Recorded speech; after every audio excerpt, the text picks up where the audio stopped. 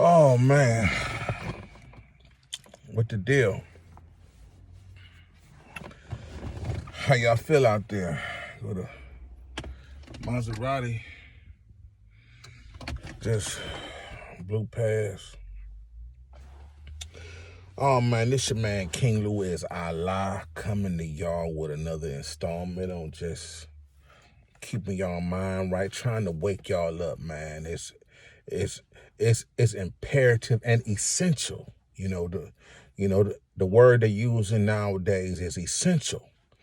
So it is essential that everybody that see this and hear me, wake up. It's essential that we as black people wake up, man. I'm gonna talk about two things today, man. I'm gonna talk about I didn't shave the beard, cut my hair. It's time for it, you know what I'm saying? But yeah, I'm gonna talk about two things. I'm gonna talk about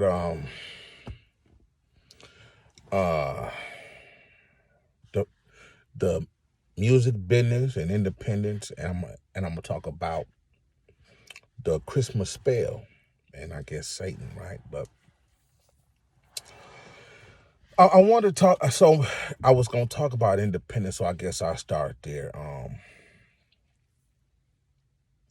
We need to strive to be more independent, right, of other people's financial backing. That means we must strive to make more than enough money, revenue, income to have the kind of life, decent quality of life that we want, that we strive to have.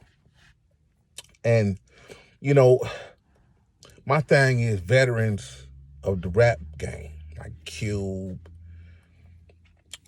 Sean Carter, the JDs and the Dr. Dre's and all the veterans that's still going at it, Rakim, LL, KRS One, all the veterans that's still in the rap game, and that has, if they have completed their last contract, they still have the power to get into another contract. And my thing is, y'all need to wake up, man. Even the Jay Princes of the world, right? Y'all need to wake up as far as being independent. I've been here since day one. In Detroit, there was no, after Motown left, there was no major popular studio or record company that you could go to. Record companies, studios in the D is, plenty. But, you got to know the people house you're going to, and know somebody that can vouch for you, and know the people you going to do business with in a building. And so, if you wanted to be in the music business, you had to strive to put yourself out, or at least put enough of yourself out there to create a buzz. So you had to be CEO, producer, rapper, business manager to, get yourself to the position where you can knock on the big company's door. So you had to be independent in the D. I know New York is different because record companies are headquartered there. So, you could, get a demo deal if you knew the right people, or it was easier for artists that wanted record deals to just go downtown to Manhattan, New York, and knock on everybody's door, but in Detroit, it ain't like that. And so if you wasn't willing to relocate for financial reasons, or you just ain't know nobody in the D, you had to, and if you wanted to put an album out, you had to be independent and release it and put it out independently. So that's how I learned the game, being independent. In the hood, it was a record store. I can't think of the name right on Puritan and Linwood, I think. And, they sold music, and I think they like press vinyl and made cassettes right up the street. And I went in there a long time ago with some friends, but it was over my head then. So I wasn't, but I still remember that place. Can't think of the name of it, but you had to be independent, right? And so, so my thing is veterans, the Cubes, the Gay-Z's, you not, the Suge Knights of the world, Dr. Dre, and all the veterans, been in it 20 plus years under contract. Dame Dash right when he say Jay-Z a hater and bitter and mad because he been under contract since day one. He has no freedom. So he has become a tool for the bloodsuckers of the world. Jay-Z works for the 10%. That's the elite class. He's not a 5%er yet. And if he want to become a 5%er, that's his choice, right? So, but you had to be independent in the D, right? Had to make your own merch, everything, out of pocket, out your own pocket, or somebody else funding you, right? But they was independent, like they worked at Ford, or was in the street, or, had a job or something, and they helped you build. But you had to be independent, and all that's independent money, because that's their own personal income that they put on, a rap label or a record company. So what I'm saying is these dudes 20 plus years in the game under contract, and they done made a lot of money. That's according to the size of their homes and the amount of cars they have. They showing and proving they got plenty money. And if you got plenty money, it's a rap contract, a rap contract or a recording contract advances an artist or a label X millions of dollars, right? If you a solo, you might get anywhere brand new breaking in $250,000 to $2 million, depending on how they feel about you. But if you're a veteran, you're supposed to have this kind of money already. You done movies and tours and books and drop album after album. So you're supposed to have money where you don't need an advance, and you're supposed to be able to know enough of the business to put yourself out. And making money independently is way better than being under contract if you a veteran and you didn't manage and handled your money properly. Why would and so they need to stop if they not super duper paid, they need to stop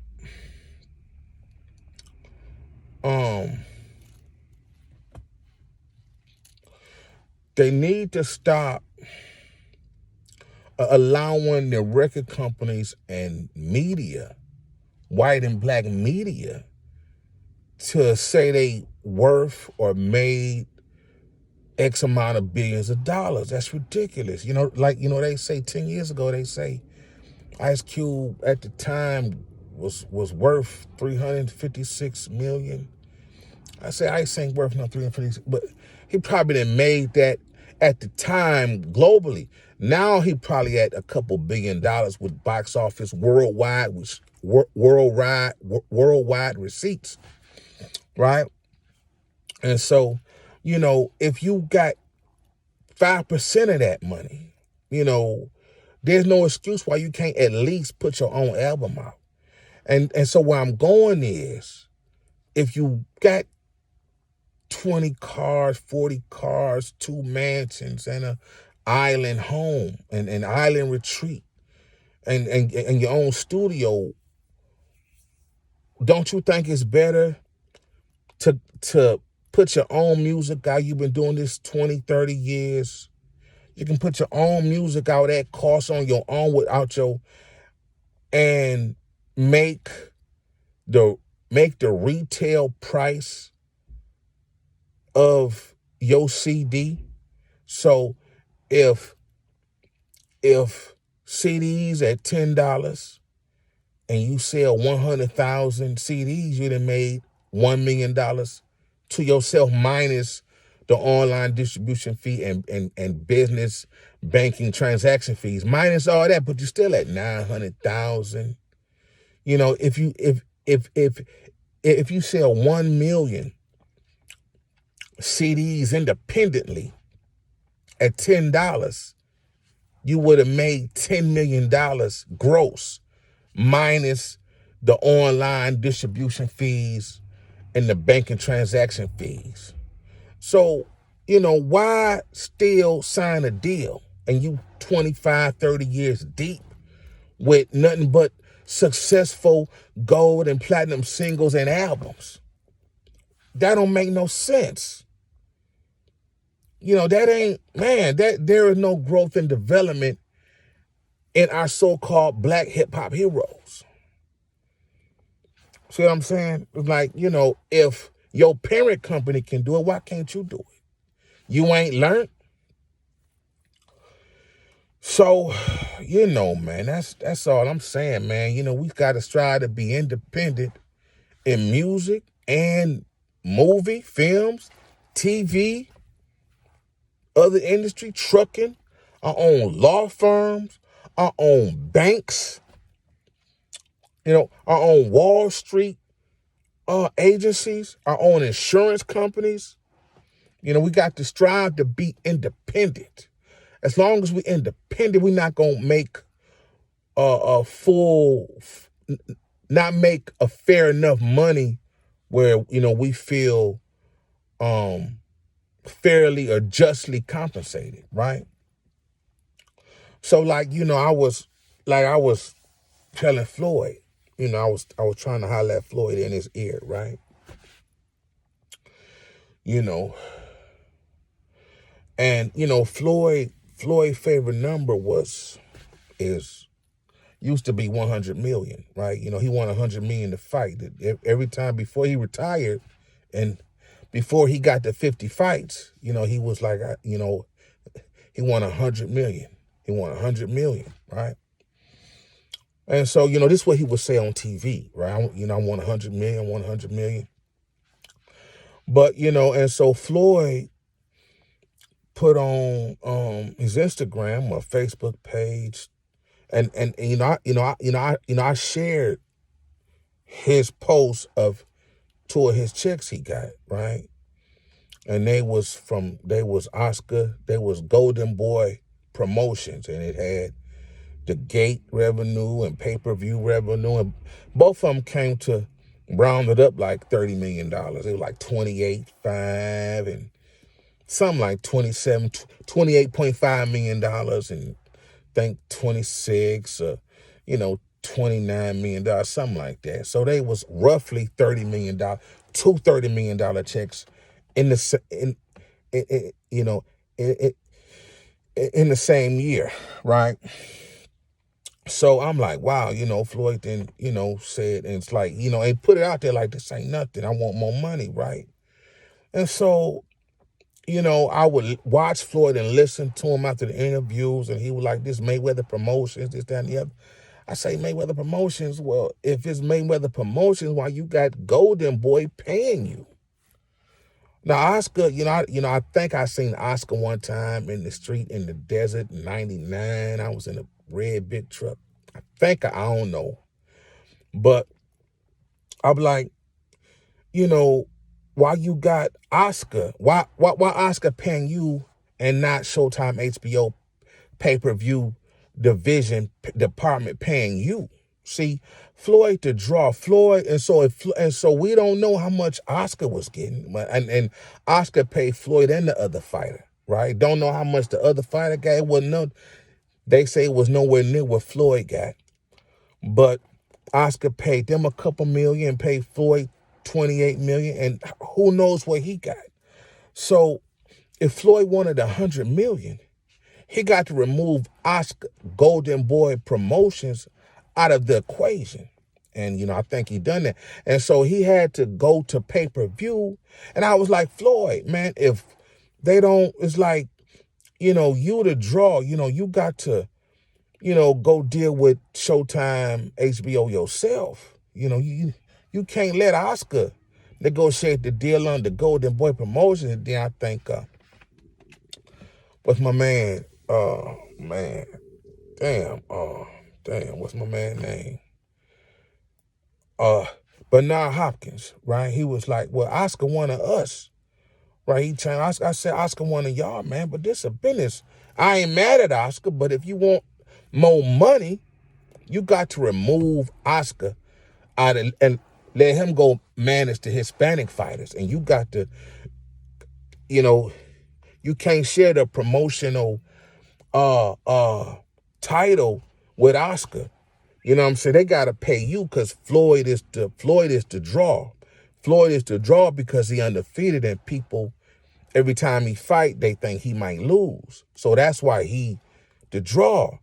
And so, man, man, so that's being independent, man. Oscar, him and Oscar fought, and the Mayweather's trained Oscar to fight Floyd. So it's all good, but you got to be better businessman. He got to flip the script on Oscar. That's all I'm saying. When he pay Oscar what he think Oscar and the other fighter is worth. See what I'm saying? So, we got to be independent in sports management. LeBron and Rich Paul, then, they need to, Rich Paul and LeBron friends need to go to sports agent school. Now, Rich very knowledgeable, and he learned through doing, right? But I read and heard that he not a real sports agent. He like a sports referral or whatever, whatever. And Fenway own Clutch Sports or whatever, and they handle all the business. That's ridiculous. Been in the business 17, 18 years, and you still ain't a sports agent, and you chopping up major money with things you can be doing yourself. You see what I'm saying? That's ridiculous. They could have signed Zion. They could have signed Zion. And LeBron could be, and put Zion in some LeBrons, AD in some LeBrons, and, whoever else, and, doing it independently without these other companies taking a piece of the pie. That's all I'm saying. And so, you don't feel confident independently because you've been with a parent company so long. And they keeping you down. They don't want you to grow and develop into your own business because that cut them out of millions, potentially billions of dollars of revenue. So, man, y'all, it's essential that we all wake up, man. We got to have independent businesses without everybody taking a piece, man. Stop being scared to be a black independent business person. For real. Y'all scared to be black,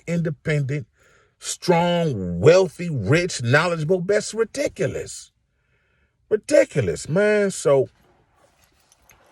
you know,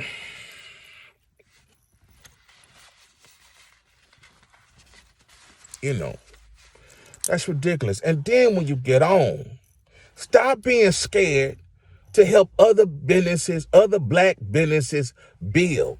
It's ridiculous. Motherfucker put $1 billion behind your name, but you won't help nobody else build. That's ridiculous. How you threatened by somebody starting out and you a billionaire, half a billionaire, $100 million? That's ridiculous. Y'all should have your own think tanks and, help people build, really build. Get your lawyer involved, get business people involved. Banks back in the day used to be franchises, right? You could own a bank through franchising. You see what I'm saying? So, we gotta be more independent oriented, or, we always gonna be a slave to, them people that's our parent company. You see, if they can build, we can build. You know what I'm saying? So, man, so it's essential that we learn to become independent. In the nation of gods and earths, we strive to establish a relationship with knowledge. You must strive to establish a relationship with knowledge. That means, and so one of the mottos of the nation of gods and earths is, you should do your research as I have. And so now research can be done at the tip of your fingers, laptop, tablet, or smartphone. You should strive to have a relationship with knowledge, and you should do your own research as I have. Never rest on somebody else's research. If your sports agent, your CEO of your rap company, your trucking company telling you things, your law professor, your law school professor telling you things, do your own research. Your personal physician, your primary care physician telling you things. Do your own research on your own ailments, on your own health care, on your own health problems. You got to do your own research. My father and uncle got arthritis, knee problems. And they had the kind of health care that the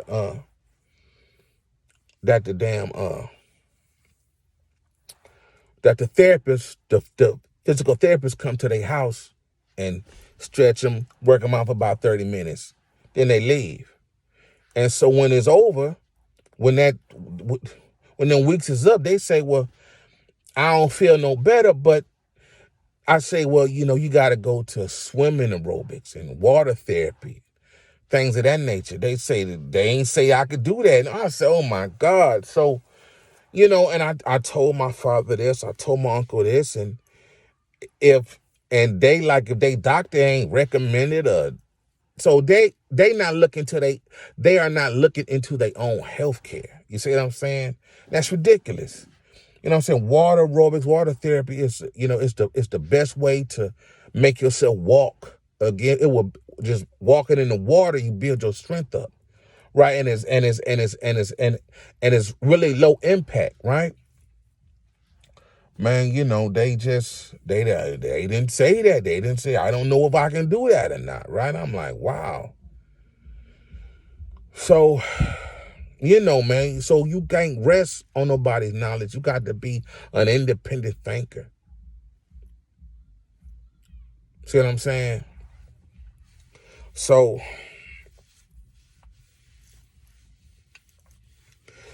yeah, man. And so next thing I want to talk about real quick, man, is, we coming up on these holy days for sleep people, right? Christmas. Once again, it's essential y'all wake up and get a hold of yourself. Wake up and stay up, right? Man, Christmas, y'all about to be put under a Christmas spell, right? The the radio and TV, the radio and retailers are going to seduce you into the so-called Christmas spirit of sharing and giving and fellowship. There ain't nothing wrong with fellowship, but you're supposed to fellowship with your cipher,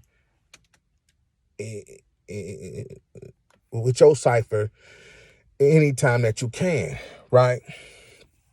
So now Thanksgiving over, the Christmas song starting to play, the lights gonna go up, the decoration go up. That is a seducing tactic to change your mood, and it works, right? At the gas station, I'm getting gas, and they got the motherfucking Christmas, and I'm like halfway asleep, and they got the Christmas music coming through the outside speaker system. I'm like, wow. And I found myself getting like, kind of festive. I see all the lights.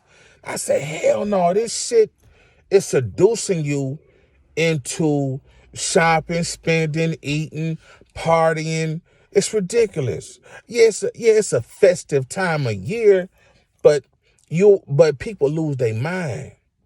And we're talking about Santa Claus, knowing Santa Claus spelled different, changed Santa Claus spelled Santa with the N moved to the back spells Satan, right? If you move the N to the back of Santa, it spells Satan, right? And they have, we are conditioned to believe Satan is a red supernatural being. And here we are with a Caucasian man with a red suit with a misspelled name of Satan. You gotta wake the fuck up, man. The real. Christmas trees started in Germany somewhere. This Christmas trees ain't our tradition. Christmas, the whole idea, nigga, Escalado rolling. The whole idea of Christmas was introduced and put on us or our ancestors in slavery. You see what I'm saying? We are introduced to their version of Christianity and slavery and their holidays of Thanksgiving and Christmas and other things through slavery. Our ancestors and so they pass it down to us today, and people sleep. So I'm saying people sleep, man. Even Christians, man. I got on a little baby about some pork. She still, I'm embarrassed to say she still fuck with some pork, right?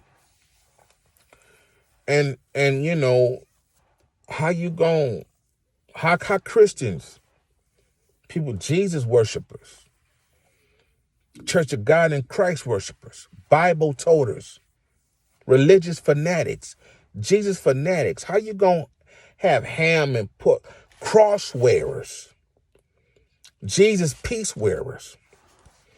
How you gonna have a ham, a pork chop, anything pig at your table when Jesus, in the New Testament, when Jesus, I don't know the scripture and verse, y'all can ask y'all preacher, look it up. But Jesus was healing people. He was healing the sick people. He was healing the blind and the lepers and things of that nature, and the cripple. And Jesus took all those unclean spirits, right? Now the Bible say this. Jesus took all them unclean spirits and put them in a herd of pigs, and then he shepherded those pigs off a cliff. And so Jesus killed a herd of pigs. The Bible says, I don't know what verse in there, you should not eat a hooved animal and a pig and a horse and a tiger and a lion and alligator.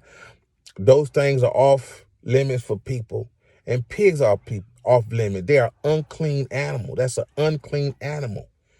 Pigs, when you kill a pig for human consumption, you got to cure it, and so they cure it. So if something need to be cured, it's sick, and they cure it with salt. Y'all need to check y'all nutritional I say right way. What did I say? I say right way.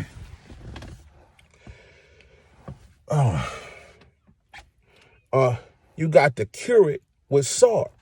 Why eat something that got to be cured with salt? That's why hams and shit got, honey baked hams got 2,000, 5,000, 6,000 milligrams of sodium. They've been cured with salt. You know, that's ridiculous.